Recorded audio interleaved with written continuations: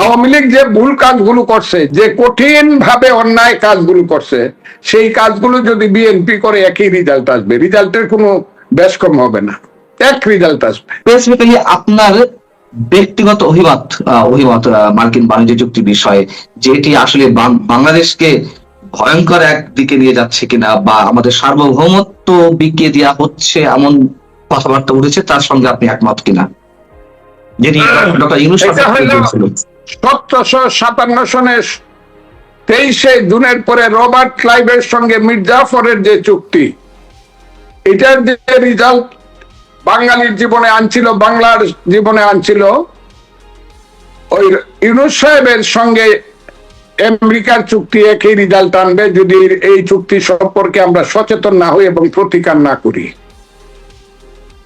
এটা রবার্ট ক্লাইভের সঙ্গে মীর জাফরের চুক্তি, এটাকে বাতিল করতে হবে বলে, যদি দেশ স্বাধীন রাখতে হয় বাতিল করতে হবে। ইয়েস, সেই মেরুদণ্ড থাকা উচিত। আপনি বলতে পারে আমার দল এখনো কেন ইউনূসের ধারাবাহিকতায় পাকিস্তানের সঙ্গে সম্পর্ক রক্ষা করে যাচ্ছে, সেই কথাটা আমি সেইভাবে বলতে চাই না। আমি মুক্তিযোদ্ধা হিসাবে এবং রাজনীতিবিদ হিসাবে এই কথাটা বলে গেলাম।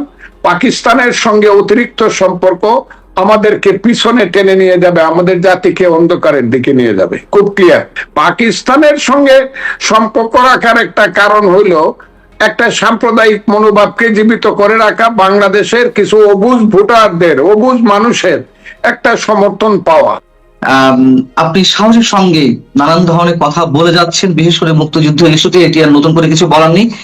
কিন্তু আপনার কাছে আমার এই মুহূর্তে যে প্রশ্নটি, সেটা হচ্ছে পাকিস্তানের সঙ্গে যে সম্পর্কটি ডক্টর ইউনূসের সময় ইতিহাসের সর্বোচ্চ পর্যায়ে গিয়েছিল এবং সেটিকে কেন্দ্র করে ভূ রাজনীতির নানান ধরনের সমীকরণের জায়গা যাচ্ছিল বাংলাদেশ, এবং অবশ্যই সেটি নেতিবাচক দিক থেকে আমরা এই সরকার, নির্বাচিত বিএনপি সরকারের সময় এসে দেখতে পাচ্ছি সেই একই ধরনের ধারাবাহিকতা পাকিস্তানের সঙ্গে সম্পর্ক উন্নয়নের, সামরিক চুক্তি থেকে শুরু করে নানান ধরনের চুক্তি সম্পাদিত হচ্ছে। একজন রাজনীতিবিদ হিসেবে আমি মুক্তিযোদ্ধা বিষয়টি আমি যদি আপাতত এখানে আলোচনা না নিয়ে আসি, একজন বর্ষিয়ান রাজনীতিবিদ হিসেবে আপনি বিষয়টি কিভাবে দেখছেন? আপনাকে অসংখ্য ধন্যবাদ। দেশ বিদেশে যারা আমাদের কথা শুনছেন, আমি সবাইকে আমার সালাম জানাই, আসসালামু আলাইকুম। আসলে পাকিস্তান দক্ষিণ এশিয়ায় এমন একটি অবস্থানে একটি দেশ, আমি সেই দেশকে অস্বীকার করছি না, তার সাথে আমাদের দেশের কোনো সম্পর্ককেও আমি অস্বীকার করছি না। কিন্তু একটা জিনিস মনে রাখতে হবে, এই পাকিস্তান কিন্তু আমাদের মুক্তিযুদ্ধের শত্রু, এবং তাদের বিরুদ্ধে যুদ্ধ করে আমরা দেশটা স্বাধীন করেছিলাম, এবং তাদের বন্দুকের রক্তেই আমাদের দেশে রক্তের সাগর হয়েছিল। এবং পাকিস্তান এমন কোন দেশ নয় যে দেশ খুব সভ্য দেশ, এটা এখনো অসভ্যতার একটা মাত্রা অতিক্রম করা একটা দেশ। এখনো যে তার নিজের দেশে বেলুচিস্তানে মানুষকে মারে, যে বেলুচিস্তান এখনো স্বাধীনতার জন্য সংগ্রাম করছে তার বিরুদ্ধে, যেমন আমরা সংগ্রাম করেছিলাম একসময় এবং জয়লাভ করেছিলাম। আর পাকিস্তান এমন কোন দেশ নয় যে দেশ আমাদেরকে অর্থে বৃত্তে অথবা সাহায্যে সহযোগিতায় খুব কিছু করতে পারবে। পাকিস্তানের সঙ্গে সম্পর্ক রাখার একটা কারণ হইল একটা সাম্প্রদায়িক মনোভাবকে জীবিত করে রাখা, বাংলাদেশের কিছু অবুঝ ভোটারদের, অবুঝ মানুষের একটা সমর্থন পাওয়া। এই যে মানুষকে, অন্ধ মানুষের সমর্থনের জন্য পাকিস্তানের মতো একটা রাষ্ট্রের সঙ্গে মানে নিয়মের অতিরিক্ত সম্পর্ক রক্ষা করা, সেটা আমি সঠিক বলে মনে করি না। ইউনূস সাহেব এসে এই দেশটাকে বলতে গেলে পাকিস্তানের দুই ছোট ভাই বানিয়ে ফেলেছিলেন, এবং তারা বলতেই ছিল যে আমাদের ছোট ভাইয়েরা 55 বছর আগে ভুল করে চলে গেছিল, সেই ঘরের ভাই আবার ঘরে ফিরে এসেছে, এইরকম। আর সেইখানকার যে জঙ্গি সংগঠন, মানে লস্করে তৈয়বা থেকে ধরে হরকাতুল জাহাদ থেকে ধরে, জিহাদ থেকে ধরে সবাই বলছিল, তাদের আনন্দের আর কোনো সীমা ছিল না। আমি পাকিস্তানের সাথে মানে মাত্রাতিরিক্ত অথবা সৌজন্যতার অধিক কোন সম্পর্ক রক্ষা বাংলাদেশ করলে পরে আমি মনে করি বাংলাদেশ ক্ষতিগ্রস্ত হবে, এবং আমি এটার বিরুদ্ধে। আপনি বলতে পারে আমার দল এখনো কেন ইউনূসের ধারাবাহিকতায় পাকিস্তানের সঙ্গে সম্পর্ক রক্ষা করে যাচ্ছে, সেই কথাটা আমি সেইভাবে বলতে চাই না। আমি মুক্তিযোদ্ধা হিসাবে এবং রাজনীতিবিদ হিসাবে এই কথাটা বলে গেলাম। পাকিস্তানের সঙ্গে অতিরিক্ত সম্পর্ক আমাদেরকে পিছনে টেনে নিয়ে যাবে, আমাদের জাতিকে অন্ধকারের দিকে নিয়ে যাবে। খুব ক্লিয়ার। আমাদের শিক্ষামন্ত্রী এহসানুল হক মিলন তিনি বলেছেন, তিনি পাকিস্তান সফর করে এসেছেন, তিনি বলেছেন যে পাকিস্তানের শিক্ষা প্রতিষ্ঠানগুলো গুণগত মানের দিক থেকে অনেক উৎকর্ষ সাধিত হয়েছে, অনেক দূর এগিয়ে গেছে, আমাদের সন্তানেরা সেখানে পড়াশোনা করতে যাবে। এবং তিনি গর্ববোধ করেছেন পাকিস্তানের শিক্ষা প্রতিষ্ঠানের যেই মানগুলো দেখে। সেটি নিয়ে নানান ধরনের বিতর্ক রয়েছে, পাকিস্তানের শিক্ষা প্রতিষ্ঠানগুলো আসলে কতটুকু উন্নত হয়েছে। তারপর আপনাকে জানতে চাই যে এই বিষয়টি কি সুদূর প্রসারী একটা প্রভাব ফেলবে না বাংলাদেশের ক্ষেত্রে, যেখানে তাদের জঙ্গিবাদী প্রতিষ্ঠানগুলো বাংলাদেশে নানান ভাবে প্রভাব বিস্তার করার চেষ্টা করছে, সেখানে আমাদের সন্তানেরা পৃথিবীর এত দেশ থাকতে কেন পাকিস্তানমুখী হবে? আপনার প্রতিক্রিয়া? আমি কথাটি আগে উত্তর দিয়ে দিয়েছি। ব্যক্তিগতভাবে কে কি পাকিস্তানের পক্ষে বিপক্ষে বললো সেটা আমার কাছে কোনো প্রশ্ন না। পাকিস্তান শিক্ষায় দীক্ষায় জ্ঞানে গুণে উৎসর্গে অনেক বেশি উন্নত হয়ে যাবে বা গেছে, এটা যারা মনে করে এটা তাদের নিজস্ব ব্যাপার, কিন্তু আমি এটা মনে করি না। আমি মনে করি পাকিস্তান এখনো একটা পশ্চাৎমুখী সাম্প্রদায়িক রাজনীতির দেশ, এবং ওইখানে স্বৈরাচারের অবস্থানটা কোনো পরিবর্তন হয় না। এটা দেখলেই বোঝা যায়। তার সাবেক দুইবারের প্রধানমন্ত্রী সারা বিশ্বে যার নাম শুনলেই শ্রদ্ধা করেছে, ইমরান খানকে জেলে রেখে আস্তে আস্তে মৃত্যুর দিকে এগিয়ে নিয়ে যাচ্ছে। কাজে পাকিস্তানের ব্যাপারে এইসব গৌরবময় কথা যারা বলে তাদের সঙ্গে আমার মিল হবে না, আমি তাদের সঙ্গে একমত হতে পারবো না বলে দুঃখিত। অনেকে আগ্রহ, আপনি একটা দলীয় আদর্শের মধ্যে থেকেও একটা বিশেষ রাজনৈতিক দল বা বিএনপির আপনি সংসদ সদস্য হয়েও আপনি আপনার অবস্থান থেকে সত্য উচ্চারণ করে যাচ্ছেন, মুক্তিযুদ্ধের চেতনা সমুন্নত রাখার জায়গা থেকে দল যে সিদ্ধান্তগুলো নিচ্ছে আপনি আপনার জায়গা থেকে, আপনার আদর্শের জায়গা থেকে আপনি বিরোধিতা করে যাচ্ছেন।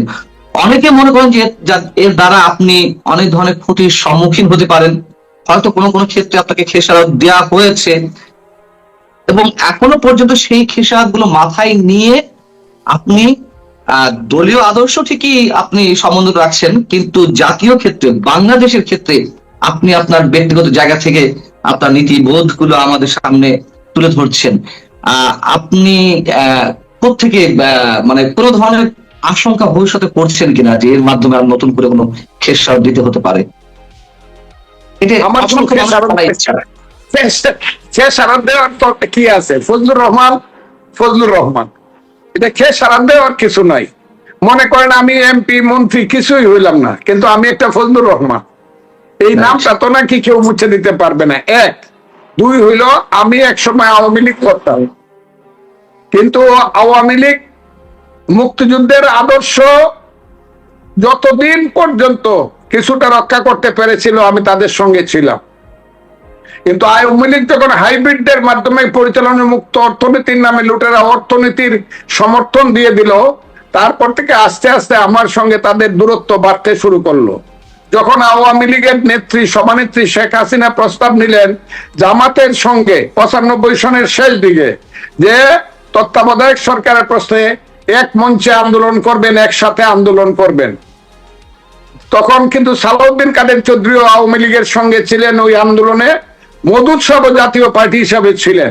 96-র কথা বলছি আমি, 96-র আগের কথা। এবং সেই আন্দোলনটা কিন্তু জামাতের সঙ্গে সেদিন আমি বলেছিলাম না, আমি শুধু একজনকে হটানোর জন্য, খালেদা জিয়াকে হটানোর জন্য জামাতের সঙ্গে ঐক্য করা তো দূরের কথা, আমি জামাতের সঙ্গে বেহেস্তেও যাব না। কাজে আমার নামটা আপনারা নোট অফ ডিসেন্টের খাতায় লিখে রাখুন। আমি কিন্তু এই ব্যক্তি শেখ হাসিনার সামনে পরে আর মিটিংটা হইতে পারে না, আমার নামটা নোট অফ ডিসেন্টের খাতায় লিখতে হয়েছে যে জামাতের সাথে আমি ঐক্য চাই না। এরপর থেকে আমি আর আওয়ামী লীগ করতে পারি নাই। আমি যখন যে অবস্থানে ছিলাম, কৃষক শ্রমিক জনতা লীগ কাদের সিদ্দিকের সামনে, আমি মুক্তিযুদ্ধের কথা থেকে অবস্থান থেকে সরি নাই। এখন যখন প্রয়োজনের সময়ে বিএনপিতে আসছি, অস্তিত্বের প্রশ্নে বলেন আর যে প্রশ্নেই বলেন, বেগম খালেদা জিয়া যখন আমাকে ডাকলেন, আমি যখন গেলাম, আমি কিন্তু খুব ভালোভাবে ওনার কাছ থেকে পারমিশন বলেন, অনুমতি বলেন অথবা সম্মতি বলেন, সবকিছুই নিয়েছি। যেখানে যে অবস্থানে থাকি, আমার রাজনীতির মূল উৎস মুক্তিযুদ্ধ এবং তার চেতনা। আমি মুক্তিযুদ্ধের আদর্শ থেকে সরতে পারবো না। আপনার এই কথাটা খুব ক্লিয়ার। আমি যে কারণেই হোক, আমার জন্মের শ্রেষ্ঠ অর্জন হলো মুক্তিযুদ্ধ, বাঙালি জাতির জীবনের শ্রেষ্ঠ অর্জন হলো মুক্তিযুদ্ধ। যেখানে যে অবস্থানে থাকি আমি সেই অবস্থান থেকে সরব না, সেই অবস্থান থেকে আমি কথা বলছি। আমি দলের কোনো ক্ষতি করছি না, বরং দলকে বাঁচানোর জন্য বা দলকে এগিয়ে নেওয়ার জন্য বা দলের দুঃসময়ে পাশে দাঁড়ানোর জন্য যে কথাগুলো আমি বলেছিলাম, যে কথার কারণে একসময় দল আমাকে সাময়িকভাবে বহিষ্কারও করেছিল, পরবর্তী সময়ে দল যখন বিপদে পড়েছে জামাতের সঙ্গে ইলেকশনে মুখোমুখি হয়ে দলকে কিন্তু বলতে হয়েছে, ইয়েস আমরা হলাম শহীদ জিয়ার দল, আমরা মুক্তিযুদ্ধের দল, মুক্তিযুদ্ধ আমাদের ভিত্তি। এই কথা কই দলকে আজকে 209 সিটে মেজরিটি পেতে হয়েছে। আমি সেই কথাটাই বলতে চাই, বিএনপি যতদিন শহীদ জিয়াউর রহমানের মুক্তিযুদ্ধের পথে থাকবে, ততদিন বিএনপি নিজেকে মাথা উঁচু করে বাংলাদেশের দায়িত্ব পালন করতে পারবে এবং সম্মান পাবে। কিন্তু মুক্তিযুদ্ধের পথ থেকে বিএনপি যদি সরে যায়, তাহলে কি হবে আমি বলতে পারবো না। কথাটা আমি আওয়ামী লীগের প্রসঙ্গে যখন এলো, তখন অনেকেরই এখন এক ধরনের অস্বচ্ছ ধারণা রয়েছে। ধারণাটা ঠিক স্বচ্ছ নয়। যেই জায়গায় তা হচ্ছে, আওয়ামী লীগ আপনাকে বহিষ্কার করেছিল নাকি আপনি আওয়ামী লীগ নিজ থেকে ছেড়েছিলেন? এর উত্তরটা অনেকেই জানতে চান। অনেকের কাছে এই বিষয়টি অস্পষ্ট। আমি আওয়ামী লীগ ছেড়ে যাই নাই। আওয়ামী লীগ আমাকে বহিষ্কার করেছিল বিনা নোটিশে, বিনা শোকজ নোটিশে, আজীবনের জন্য। ওকে, আমি একটু ভিন্ন প্রসঙ্গে যেতে চাই। সেটি হচ্ছে যে আপনি সুপ্রিম কোর্টের সিনিয়র আইনজীবী। সুপ্রিম কোর্ট বার অ্যাসোসিয়েশনে যে নির্বাচন হলো, সেই নির্বাচনে মুক্তিযুদ্ধ পন্থী বলে যারা নিজেদেরকে দাবি করেন অথবা আওয়ামী মনোভাবাপন্ন যারা প্রার্থী হতে চেয়েছিলেন, তাদের 40 জনকে বাদ দেওয়া হলো। এবার বাংলাদেশে যে প্রায় 86টি সম্ভবত আইনজীবী সমিতি রয়েছে, আমার যদি ভুল না হয়ে থাকে, তার মধ্যে এখনো যে পর্যন্ত যে কটি নির্বাচন বাকি রয়েছে, সেখানেও সম্ভবত আওয়ামী মনোভাবাপন্ন যারা প্রার্থী তাদেরকে নির্বাচন থেকে দূরে রাখা হবে, সুপ্রিম কোর্টে যেমন রাখা হয়েছে।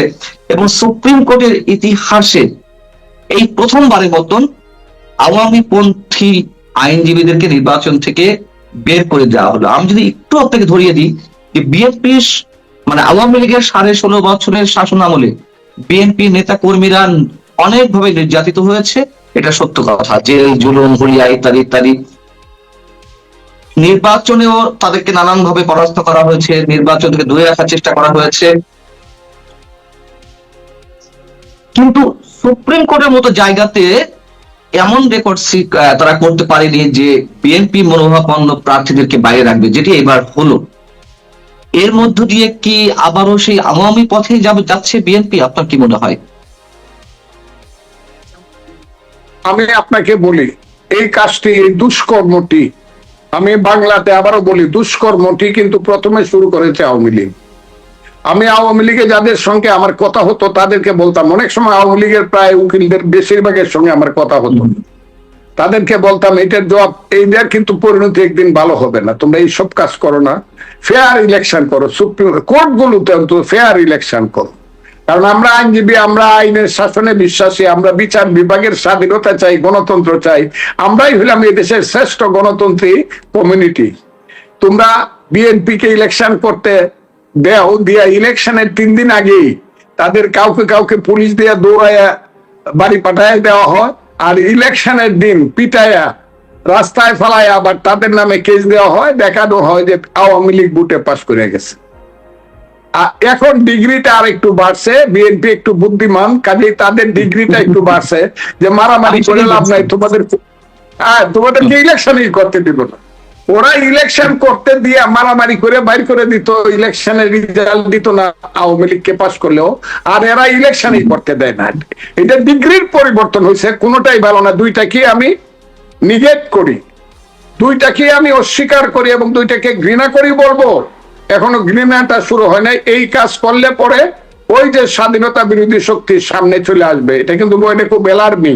এই নীতি, এই কৌশল, এইটা সঠিক না যে কাউকে অন্তত এইসব অবস্থানে ইলেকশন করতে না দেওয়া। আমি মনে করি সবাইকে ইলেকশন করতে দেওয়া উচিত ছিল। আগে যে আওয়ামী লীগ বিএনপি কে ইলেকশন করতে দেয় না সেটা ছিল ভুল। এখন যে বিএনপি আওয়ামী লীগকে ইলেকশন করতে দেয় না, এই ভুলটাও প্রমাণিত হচ্ছে এবং হবে। যদি এই ধারা অব্যাহত থাকে, মানে আওয়ামী লীগের বিরুদ্ধে তো অভিযোগ আছে অনেক কিছু, যার কারণে মানুষের এক ধরনের ক্ষোভের বিস্ফোরণ ঘটেছে, যদিও তার সাথে অনেক ধরনের ডিজাইন অ্যাড হয়েছে, মেটিকুলাস ডিজাইন। কিন্তু আওয়ামী লীগের বিরুদ্ধে সবচেয়ে বড় অভিযোগ তো ছিল নির্বাচন নিয়ে, মানে প্রত্যেকটা ইনস্টিটিউশন থেকে নির্বাচনকে একেবারে নির্বাসিত করা। তো সেই একই পথে যদি বিএনপি হাঁটে, আপনার দল হাঁটে, সেক্ষেত্রে কি আবারও এক ধরনের গভীর সংকটের মুখোমুখি হতে যাচ্ছি আমরা? হ্যাঁ, every action must have its equal and opposite reaction. প্রত্যেকটা কাজ আপনি করলে যেমন 2+2 = 4, আমি করলে 2+2 = 4 বা 4। জিনিসটা এরকম, যে কাজটা যে অন্যায়টা আপনি করলে যে রেজাল্ট আসবে 2 × 4, আমি করলে সেই রেজাল্টই আসবে 2 × 4। শুধু ব্যক্তির পরিবর্তন হবে। আওয়ামী লীগ যে ভুল কাজগুলো করছে, যে কঠিন ভাবে অন্যায় কাজগুলো করছে, সেই কাজগুলো যদি বিএনপি করে একই রেজাল্ট আসবে, রেজাল্টের কোনো বেশ কম হবে না, এক রেজাল্ট আসবে। আরেকটা খুব সাম্প্রতিক বিতর্কিত ইস্যুর বিষয়ে আপনার প্রতিক্রিয়া জানতে চাচ্ছি। অনেকে অনেক ধরনের কথা বলছেন, সুশীল সমাজ থেকে শুরু করে মানে গবেষক বা রাজনৈতিক মহল। আমরা মার্কিন বাণিজ্য চুক্তি সম্পর্কে আপনার প্রতিক্রিয়া জানতে চাই, যে এই বিষয়টি সংসদে আলোচনা হওয়া উচিত ছিল কিনা, এবং স্পেসিফিক্যালি আপনার ব্যক্তিগত অভিমত মার্কিন বাণিজ্য চুক্তির বিষয়ে, যেটি আসলে বাংলাদেশকে ভয়ঙ্কর একদিকে নিয়ে যাচ্ছে কিনা, বা আমাদের সার্বভৌমত্ব বিকিয়ে দেওয়া হচ্ছে এমন কথাবার্তা উঠেছে, তার সঙ্গে আপনি একমত কিনা? যেটি ডক্টর ইউনূস 1757 সনের 23শে জুনের পরে রবার্ট ক্লাইভের সঙ্গে মীর জাফরের যে চুক্তি, এটার যে রেজাল্ট বাঙালির জীবনে আনছিল, বাংলার জীবনে আনছিল, ওই ইউনূস সাহেবের সঙ্গে আমেরিকার চুক্তি একই রেজাল্ট আনবে যদি এই চুক্তি সম্পর্কে আমরা সচেতন না হই এবং প্রতিকার না করি। এটা রবার্ট ক্লাইভের সঙ্গে মীর জাফরের চুক্তি।